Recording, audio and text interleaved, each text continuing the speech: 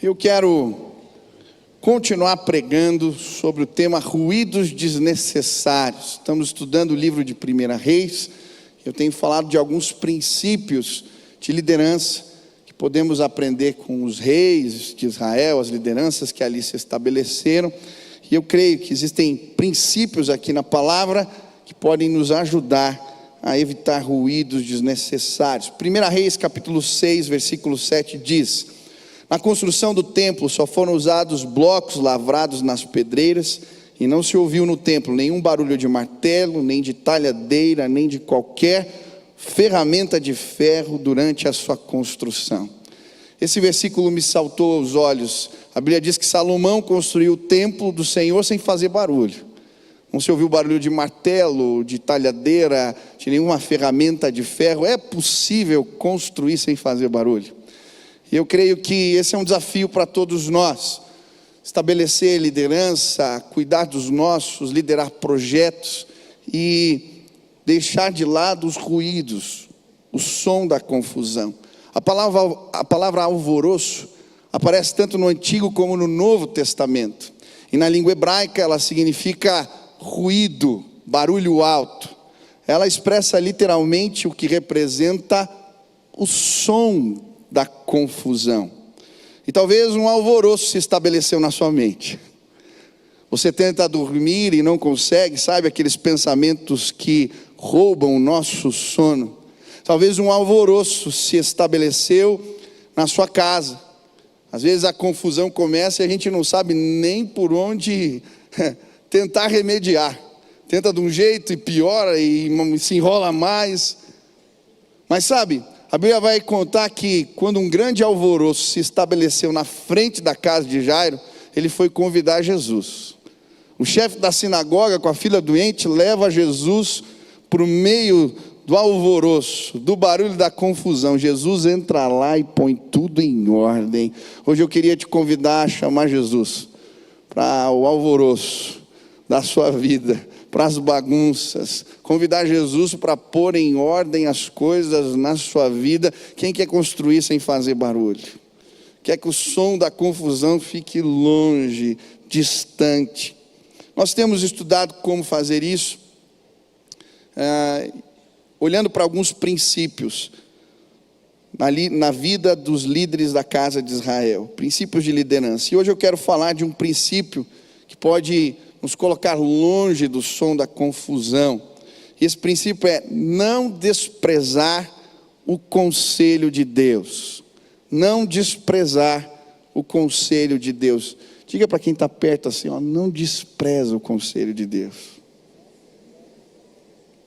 É interessante, se você já leu o livro de Reis, Crônicas, Samuel, você vai ver que normalmente quando ele apresenta um novo rei, uma autoridade, ele normalmente vai começar dizendo: esse rei fez o que agradava ao Senhor, seguiu os seus conselhos, e Deus o abençoou. Ou o contrário, esse rei fez o que não agradava ao Senhor, e por isso uma confusão se estabeleceu. Mas o que a Bíblia fala a respeito do conselho de Deus? O que a gente pode aprender nas Escrituras? Como que a gente acessa? O que acontece quando desprezamos esse conselho? Eu gosto do livro de Amós, porque ele vai, num momento histórico na casa de Israel, trazer várias profecias, e vai falar a respeito do conselho de Deus, que havia sido ferido pelas suas lideranças. E é interessante que existem algumas premissas que Amós vai defender. A primeira delas se encontra em Amós capítulo 3, versículo 7. A Bíblia diz assim: certamente o Senhor soberano não faz coisa alguma sem revelar o seu plano aos seus servos, os profetas. Vou ler mais uma vez. Certamente o Senhor soberano não faz coisa alguma sem revelar o seu plano aos seus servos. É interessante o texto, porque ele vai dizer: tão certo como isso acontece, tão certo como aquilo acontece, tão certo como aquilo outro acontece. É certo. Deus revela os seus planos, os seus conselhos aos seus servos. Primeira premissa: o conselho de Deus está à sua disposição. Muitas vezes privamos a nossa vida do conselho de Deus. Eu quero dizer que o conselho de Deus pode estar presente, sim, nas tuas reuniões de negócio, nas tuas reuniões de planejamento, nas decisões importantes que você toma na sua casa. Você pode convidar Jesus, e a Bíblia diz que Ele é maravilhoso conselheiro. O conselho de Deus é certo. Ele revela os seus planos aos seus servos. Eu lembro quando eu era pastor de adolescentes aqui, um dia chegou um menino com um dilema. Ele tinha um cabelo meio rastafari assim, e ele fazia algumas propagandas para marcas de skate e tal, por conta do visual. E na escola que ele estava estudando, era uma escola confessional, e alguns estavam pedindo para ele cortar o cabelo.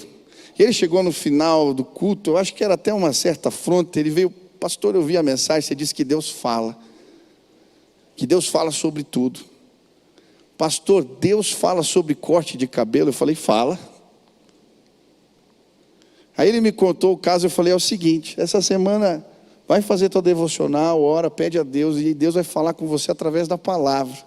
Sobre corte de cabelo, pastor? Sobre corte de cabelo. Volta aqui semana que vem para a gente conversar. Na outra semana ele vem: pastor, você não acredita?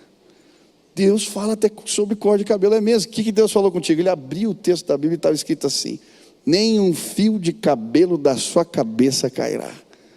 Eu abri a Bíblia e caiu aqui. Eu falei: glória a Deus, Deus falou com você. Deus fala sobre tudo. Sabe, nas nossas reuniões de planejamento aqui ministerial, nós sempre começávamos orando e terminávamos orando. Mas nós temos gastado tempo juntos, buscando o conselho de Deus. E como tem sido especial, eu não sei como você busca o conselho de Deus. Eu às vezes gasto tempo em oração, às vezes é claro, às vezes falo: Deus, não entendi, eu continuo buscando. Mas nós praticamos isso junto, e como é gostoso perceber, Deus dá um versículo para um, e aí complementa com o outro, e Deus mostra de uma outra maneira para o outro, e há um engajamento maravilhoso, porque o conselho de Deus se fez presente. Jesus quer participar da sua vida, Ele é maravilhoso conselheiro. Quantos querem o conselho de Deus? Ele é certo. Segundo, Amós vai falar o que acontece quando a gente não segue o conselho de Deus. Ele vai usar algumas figuras de linguagem que eu acho interessantes. Primeira figura está lá em Amós 3,12, ele diz: assim diz o Senhor, assim como o pastor arranca da boca do leão só 2 ossos de perna, ou um pedaço da orelha, assim serão arrancados os israelitas de Samaria com o canto da cama e um pedaço de sofá. Canto da cama e pedaço de sofá. Olha que ilustração forte. Ele está falando: olha, porque o povo de Deus não seguiu o conselho do Senhor, agora eles vão ter que administrar a destruição, o que sobrou. E ele usa imagens fortes: um pastor tirando restos da ovelha que o leão comeu, ou então alguém administrando o que sobrou da casa depois da guerra ou de uma catástrofe, alguém com um pedaço da cama e do sofá na mão. E sabe, quando nós desprezamos o conselho de Deus, muitas vezes o que acontece é exatamente isso. Nós ficamos tentando remediar a destruição, administrar o que sobrou na nossa vida. Eu lembro quando eu morava com os meus pais, adolescente, minha mãe, ela tinha uma parede na cozinha, que ela colecionava aqueles pratos assim, pintados, sabe, de porcelana. Minha avó pintava, e ela tinha vários pratos assim. E um dia eu fui beber água, e tinha aquele galão, acho que 20 litros, e já estava no final a água, e eu fui puxar para dar mais pressão, e acabou escorregando o galão, bateu num prato, que bateu no outro, daqui a pouco caiu a parede toda de pratos. Eu fiquei olhando, e a minha mãe estava vindo, e eu lembro, eu pegando os cacos, tentando ajuntar o que sobrou. Ela chegou, só olhou, ela nem brigou, ela saiu triste. É pior quando mãe não briga, é melhor quando fala umas coisas lá. Às vezes o sentimento na nossa vida é exatamente esse, sabe, você administrando o que sobrou, com um pedaço de cama e de sofá na mão. Eu não sei se você já se sentiu assim. Quando a gente despreza o conselho de Deus, por vezes, a gente se vê quebrado e não sabe por onde começar. Mas Amós, ele usa uma outra ilustração.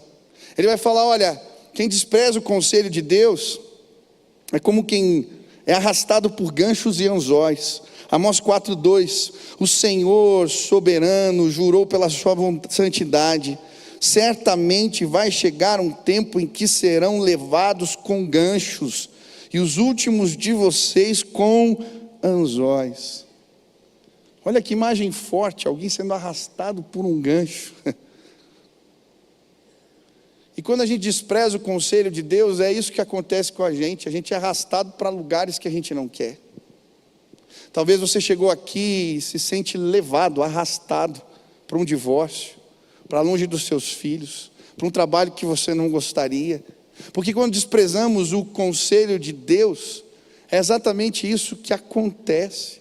Quem já brincou de boiar no mar? Já brincou de boiar no mar? Eu já brinquei, eu lembro. Quando eu abri os olhos, eu não sabia mais onde eu estava. Eu lembro de sair para a praia e... cadê minha família? Cadê os pertences? Aonde eu vim parar? Quando a gente despreza o conselho de Deus, nós somos arrastados pela vida, para direções muitas vezes que não queremos. Porque fora do propósito de Deus, é assim que nos sentimos. Essa profecia de Amós se cumpre na vida de um rei, na casa de Israel, Manassés.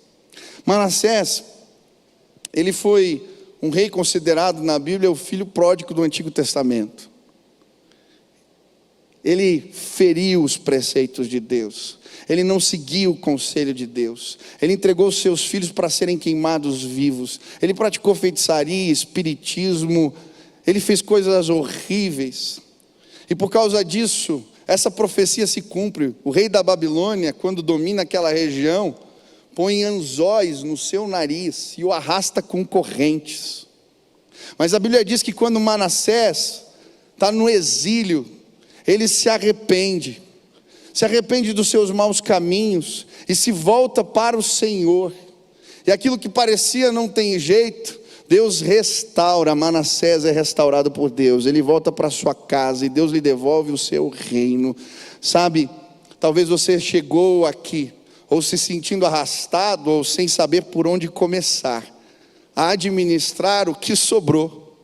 Mas existe um Deus que é todo poderoso, é Deus de restauração. Ele sabe a ordem dos cacos, Ele põe de volta de pé, Ele faz nova todas as coisas. Eu já vi pessoas com histórias aqui que você não acredita, estão no nosso meio, foram levantadas, restauradas. Eu já fiz casamentos com pessoas que tinham divorciado e casaram de novo com o mesmo cônjuge. Eu já vi coisas aqui incríveis, porque o nosso Deus é Deus de restauração e graça. Se submete ao conselho dele e você vai ser abençoado em nome de Jesus. Quantos querem o conselho de Deus? Não despreze. Mas pastor, por que a gente despreza o conselho de Deus? Por que a gente despreza a vontade do Senhor? Tenho certeza aqui que se eu perguntar, a maioria vai dizer com convicção de que quer servir à vontade de Deus. Ela é boa, ela é perfeita, ela é agradável, quase uma garantia de que as coisas vão dar certo. Quem não quer o conselho de Deus? Mas então por que a gente despreza a revelação da vontade de Deus? Ontem eu comecei falando sobre as influências erradas, e hoje eu quero olhar para a vida de Jeroboão e tentar entender por que ele desprezou o conselho de Deus. Jeroboão desprezou o conselho de Deus por causa de um projeto de manutenção do poder. Jeroboão, a Bíblia vai dizer que ele era um homem capaz. E no tempo de Salomão, ele foi visto pelo rei com bons olhos por causa do seu bom trabalho. E por isso, Salomão coloca como chefe dos trabalhos forçados que aconteciam no Milo. O Milo era o aterro de Jerusalém que estava sendo construído. E é nesse contexto que Deus se revela a ele. A Bíblia diz que há uma rebelião, que Jeroboão está envolvido, Salomão quer o matar, e ele sai exilado para o Egito. Mas nesse processo, quando ele está no campo, o profeta Aías vai buscá-lo e traz um recado de Deus para a sua vida. Aías pega uma capa nova, rasga ela em 12 partes, e então entrega 10 para Jeroboão, e começa a dizer o que vai acontecer na sua vida. Fala: olha, o reino vai se dividir. Salomão não foi fiel ao conselho de Deus, e por causa disso você vai assumir o poder de 10 tribos da casa de Israel. Isso vai acontecer quando o Roboão, o seu filho, for estabelecido no governo. E ele começa a dar detalhes do que Deus vai fazer, do que vai acontecer e de como Deus vai o autorizar, o colocar no poder. Mas ele deixa uma observação. 1 Reis 11:37. Quanto a você, eu farei governar sobre tudo que o seu coração desejar. Você será rei de Israel, se você fizer tudo o que eu ordenar e andar nos meus caminhos e fizer o que eu aprovo, obedecendo os meus decretos e mandamentos, como fez o meu servo Davi, estarei com você e edificarei para você uma dinastia tão permanente quanto a que a edifiquei a Davi. Ele está dizendo: olha, segue o conselho de Deus, a vontade de Deus, e você vai ser abençoado. Ele vai para o Egito, Salomão morre, Roboão assume, ele volta do Egito e tudo que Aías falou acontece. O reino se divide, 10 partes ficam com ele, e agora ele está governando a casa de Israel. Só que Roboão se vê num dilema. O centro religioso da casa de Israel era Jerusalém, o templo. E agora, as pessoas tinham que ir nas festas e nos cultos a Jerusalém cultuar. E ele tinha um problema real, um problema político.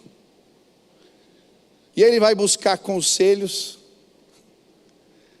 E aí, para administrar um projeto de manter o poder, ele estabelece outros lugares de adoração, Dan e Betel. Coloca bezerros de ouro. Estabelece um novo sacerdócio, um novo tipo de culto. E ele despreza o conselho de Deus. Sabe, muitas vezes em projetos, para não perder ou para manter o poder, fazemos concessões. Deixa eu dizer algo. Se você chegou no lugar onde você está, é porque Deus te abençoou. Se você passou num concurso, se você prosperou no seu trabalho, se o teu negócio, a tua empresa cresceu, se as coisas na área que você trabalha têm dado certo e você tem se tornado uma voz ou uma influência, foi porque Deus quis. É Ele que estabelece, é Ele que destrona. Eu gosto do Salmo 113, quando a Bíblia diz que Ele levanta do pó necessitado e ergue do lixo pobre para fazê-lo sentar-se com príncipes, com os príncipes do seu povo. Gosto quando Daniel, num momento de embate com Nabucodonosor, que ele tinha que revelar o sonho e Deus se revela a ele. Daniel 2, 20 e 21, ele vai dizer: louvado seja o nome de Deus, para todo sempre. A sabedoria e o poder a Ele pertencem. Ele muda as épocas e as estações, destrona reis e os estabelece, dá sabedoria aos sábios e conhecimento aos que sabem discernir. É Deus quem institui autoridades, é Ele quem destrona, não há outro. Ele é Deus de poder.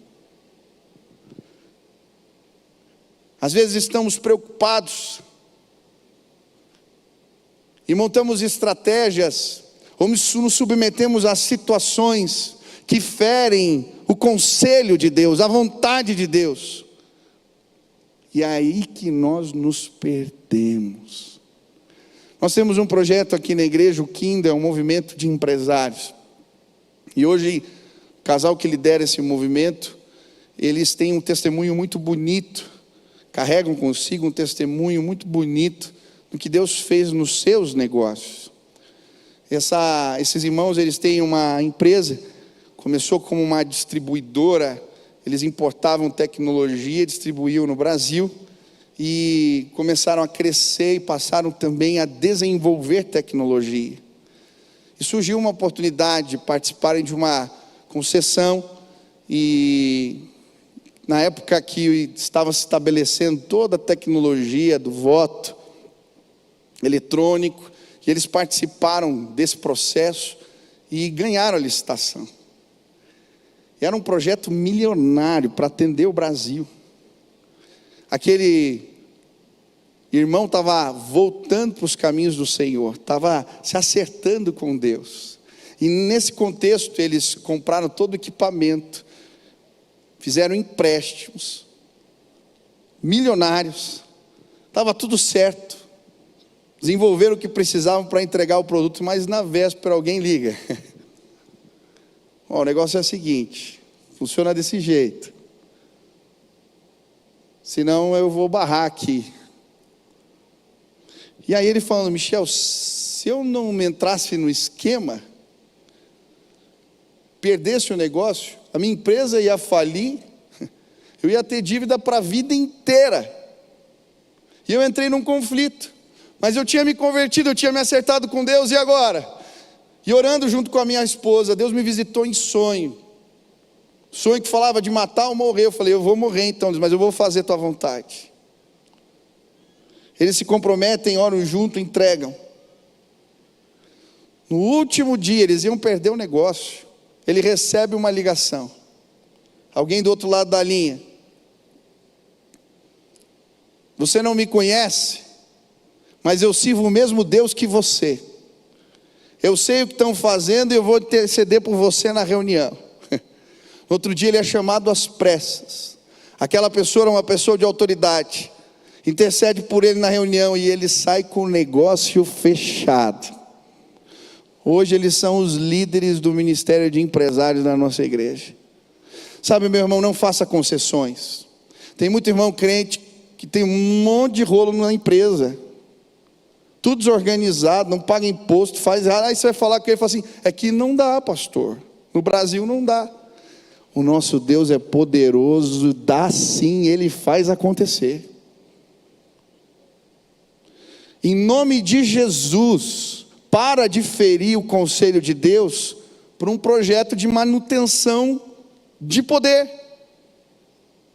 Pastor, pede ajuda e começa a colocar em ordem tua vida, e você vai ver, você vai dormir tranquilo. O ruído, o barulho da confusão, o alvoroço vai ficar longe de você, dos seus e da sua cabeça. Eu creio que esse país tem jeito sim, e começa a gente arrumando a nossa vida, cada um.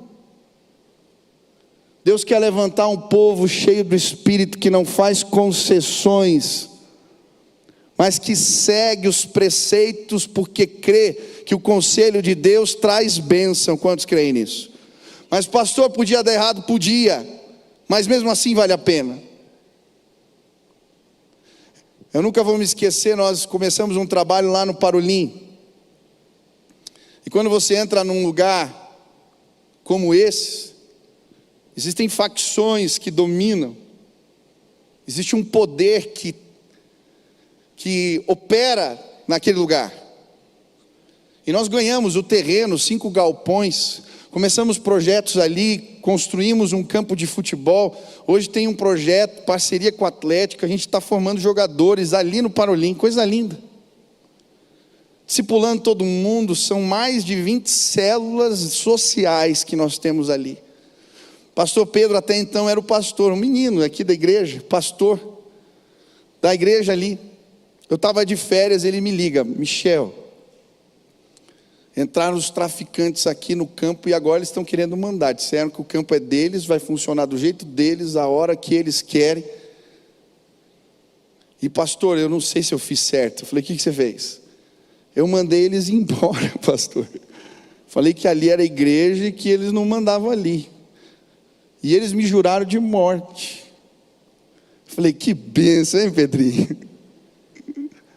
Falei, Pedrinho, fica tranquilo. Eles não invadiram o quintal da tua casa. Eles invadiram a igreja do Senhor. Chama o povo da igreja e da comunidade. Fala o que está acontecendo. E chama o povo para orar. Aí eu estou de férias, começo a ver as postagens do Pedro no Instagram. Existe um leão que ruge no Parolim. Quando eu voltei de férias, ele me fala, pastor, essa semana, sabe o que aconteceu? Aqueles traficantes que estavam me ameaçando, todos eles foram presos. E um temor do Senhor se estabeleceu ali na comunidade. Existe um leão que ruge. Não se preocupe, Ele estabelece, Ele põe e Ele tira. Ele pôs Roboão, tirou, pôs Jeroboão, tirou. Nada foge o controle de Deus. Quantos querem viver debaixo do conselho de Deus? Não abra mão desta bênção por qualquer projeto de manutenção de poder. Segundo, eu creio que Jeroboão também abriu mão do conselho do Senhor por falta de temor. É muito interessante porque agora Jeroboão está fazendo culto, a liturgia, nesses altares que ele havia construído. E a Bíblia diz, em 1 Reis 13, que chega um homem de Deus, a Bíblia chama assim, homem de Deus, apenas isso. E começa a profetizar. E esse homem começa a falar, ó altar, e começa a declarar, nesse altar, serão queimados os ossos dos sacerdotes, que você, Jeroboão, estabeleceu. Deus vai levantar um descendente da casa de Davi, e isso vai acontecer, e aquilo vai acontecer. E para você saber que o que eu falo é verdade, o altar vai se rachar no meio e as cinzas vão cair no chão, e esse será o sinal.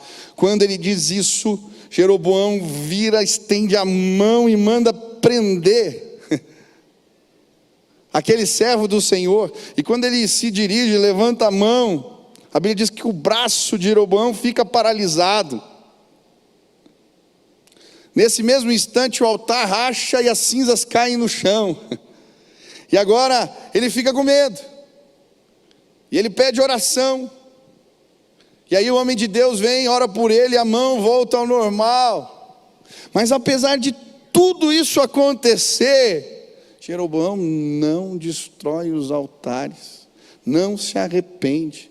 Ele continua se desfazendo ou desprezando os conselhos de Deus.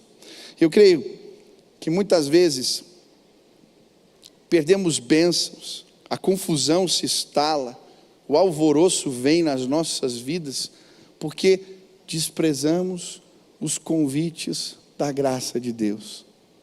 Ele avisa uma vez, ele avisa de novo, ele usa uma pessoa, você vê o milagre na vida de um filho, de um parente, Deus está te chamando, e Deus está te chamando, e Deus está mostrando, ó, muda isso daqui, mexe nisso aqui, e a gente vai simplesmente seguindo em frente.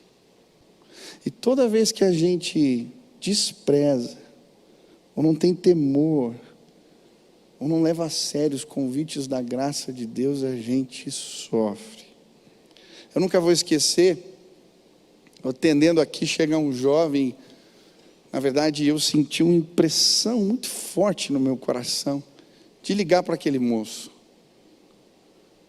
Eu falei, liguei para ele, pedi para conversar, ele veio. Eu falei, eu não sei porquê, mas tem um sentimento no meu coração, de que algo não está indo bem na sua vida. Você precisa arrumar algo. Eu lembro que aquele menino baixou a cabeça assim na minha frente, falou, sim, pastor, tem coisa para consertar. Eu falei, mas o que está acontecendo? Ele disse para mim: eu não posso falar nada, pastor. Eu falei: mas por que não? Pastor, me dá 2 semanas que eu resolvo as coisas, depois a gente conversa. Eu falei: mas cara, Deus me incomodou.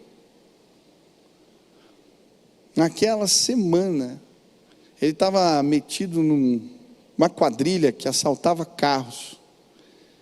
Ele assaltou o carro de um policial e foi preso. Eu lembro de visitar aquele moço e ele estava tão arrependido, e a gente orou ali. Depois ele cumpriu a pena, saiu, tinha que fazer serviço comunitário, veio pedir para fazer nos projetos da igreja e eu assinar. Eu falei: vem, comecei a acompanhá-lo. Aí um dia de novo, aquela mesma impressão. Eu falei: Deus, não é possível. Eu estava no carro, e foi tão forte, eu peguei o telefone, liguei para ele, desligou. Liguei de novo, desligou. Não deu a 3ª ligação, ele atendeu.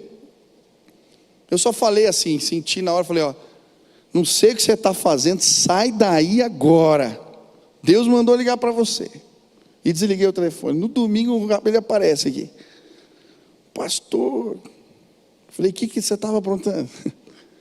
Na hora que você me ligou, eu estava entrando com a menina no motel, pastor. E eu fiquei sem graça de atender o pastor na frente dela. Eu desliguei uma vez, 2, você ligou a 3ª, eu falei: eu vou atender. Pastor, eu não consegui fazer nada, mandei a menina embora, ela brigou comigo, foi horrível. Pastor, eu preciso acertar minha vida.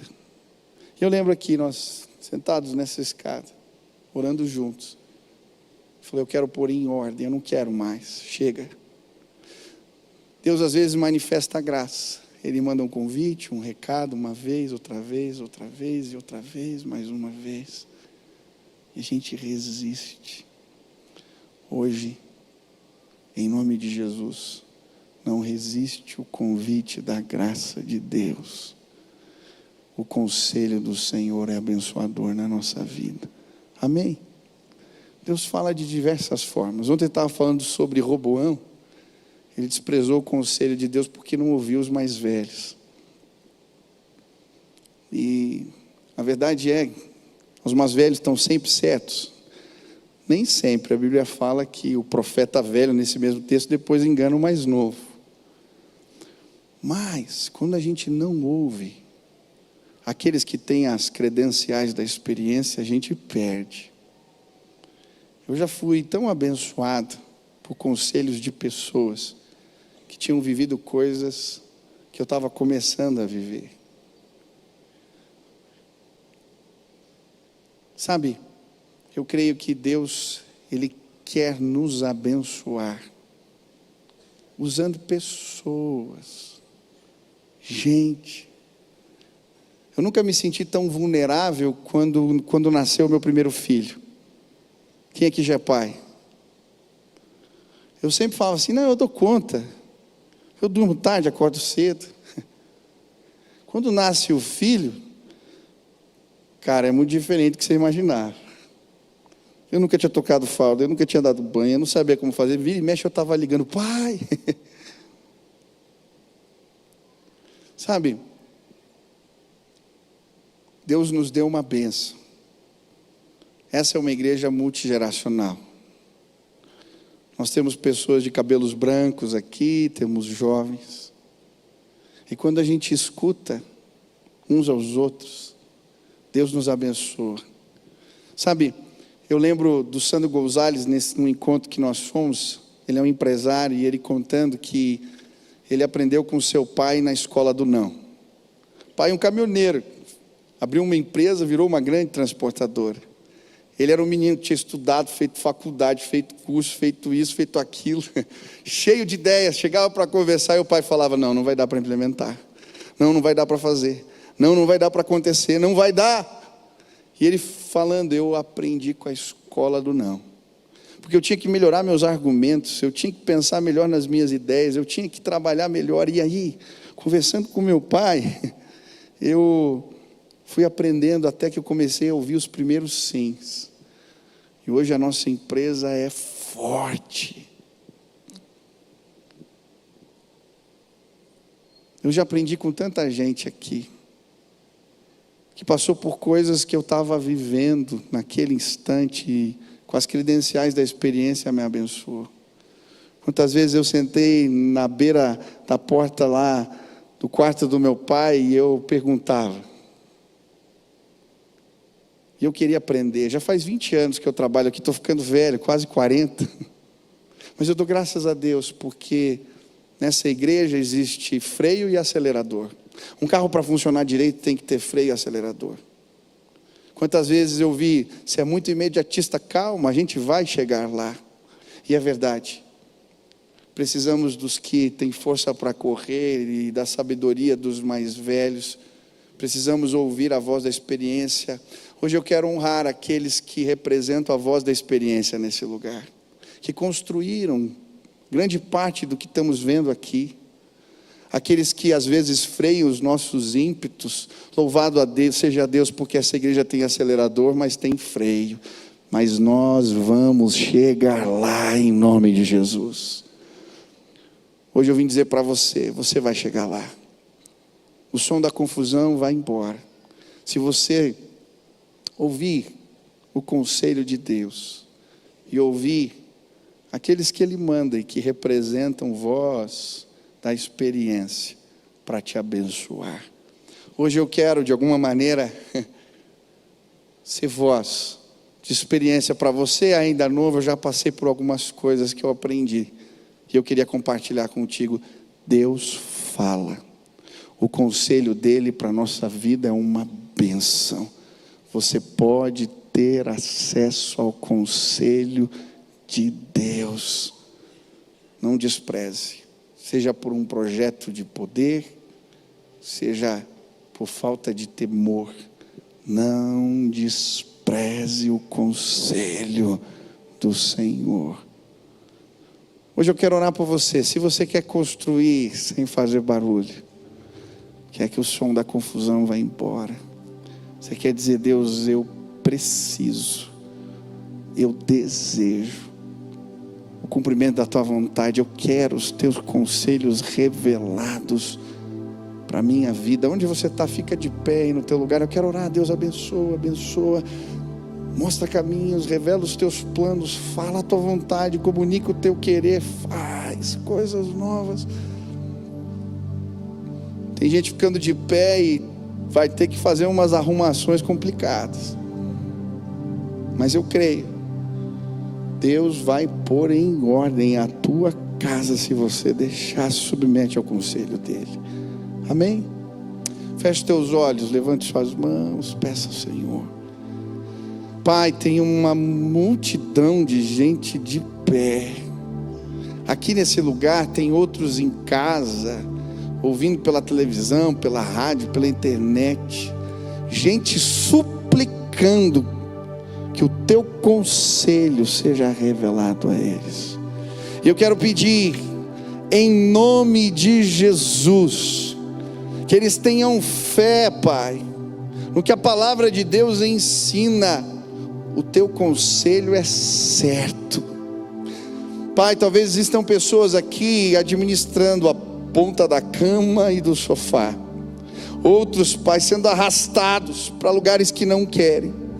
Mas hoje, ao ouvir a tua voz, querem se comprometer. E eu quero pedir, em nome de Jesus, que o teu Espírito seja derramado, que o Senhor veja com bons olhos, que haja cura, arrependimento, restauração, e que o conselho, a vontade de Deus dirija a vida dos meus irmãos, dirija a minha vida, Pai. Nós desejamos a tua boa, perfeita, agradável vontade. Manifesta o teu poder hoje aqui, revela os teus planos. Faz assim, Senhor, em nome de Jesus. Se você já tem Jesus, comece a orar agora.